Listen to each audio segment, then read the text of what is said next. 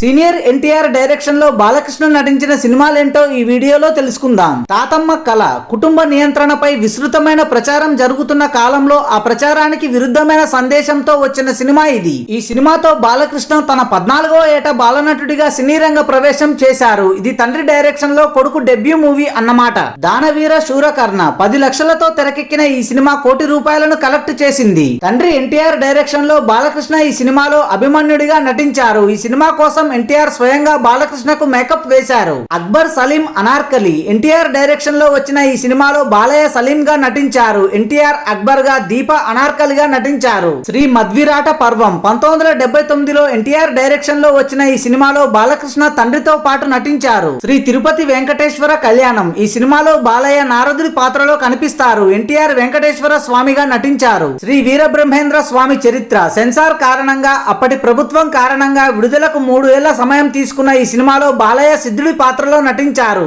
Thanks for watching this video. For more interesting videos please do subscribe.